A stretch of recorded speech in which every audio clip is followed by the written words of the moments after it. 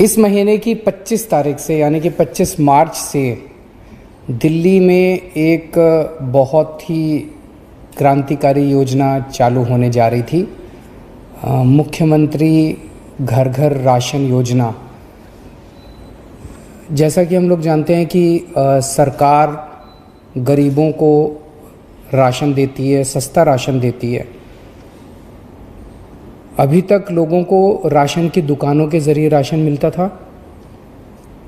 लोगों को राशन लेने में तकलीफ़ें होती थी, तरह तरह की लंबी लंबी लाइनों में लगना पड़ता था।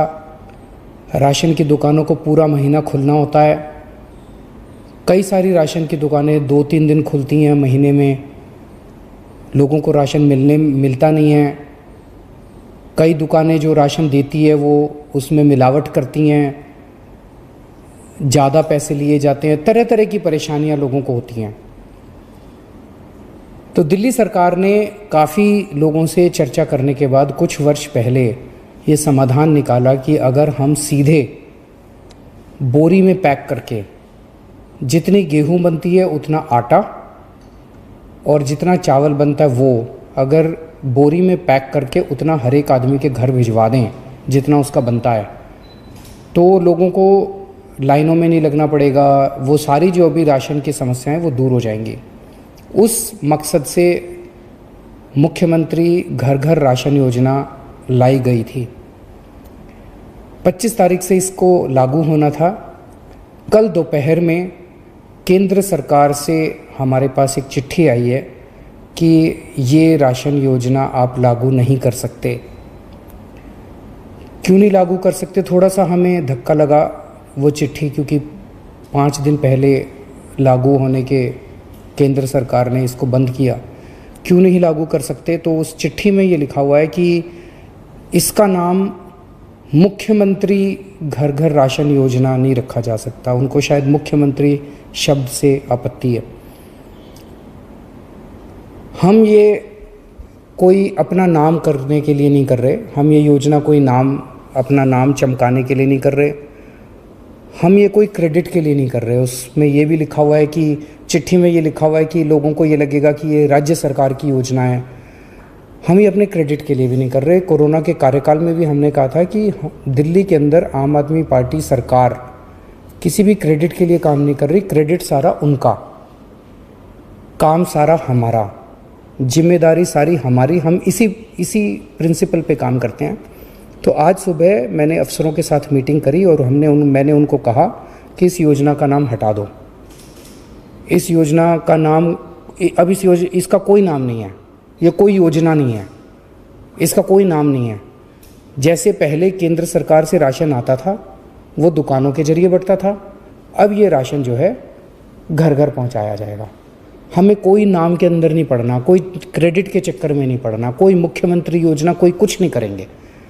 तो मैं समझता हूँ कि इस निर्णय के बाद अब केंद्र सरकार का जो भी आपत्तियाँ थी वो आपत्तियाँ दूर हो गई होंगी और केंद्र सरकार अब इसको आगे लागू करना हमें अलाउ करेगी। मेरे लिए राशन माफिया को दूर करके गरीबों तक राशन पहुंचाना व्यक्तिगत स्तर के ऊपर मेरे लिए बहुत ज़रूरी है, मेरे लिए बहुत इम्पॉर्टेंट है, अहमियत रखता है। आज से 22 साल पहले राशन माफिया के साथ मेरा संघर्ष शुरू हुआ था। पहले मैं इनकम टैक्स में नौकरी किया करता था। उसके बाद नौकरी से छुट्टी लेके और फिर बाद में मैंने नौकरी भी छोड़ दी। मैंने दिल्ली की गरीब बस्तियों, दिल्ली के गरीबों के साथ मैंने काम करना चालू किया। झुग्गी बस्तियों के अंदर काम करना चालू किया। दिल्ली में नंद नगरी, सुंदर नगरी, सीमापुरी की झुग्गियों के अंदर काम करना चालू किया। वहाँ झुग्गियों के अंदर जब काम करना चालू किया तो पता चला कि लोगों को राशन लेने में काफ़ी तकलीफ़ें होती हैं। उन्हीं दिनों में सूचना का अधिकार कानून आया था।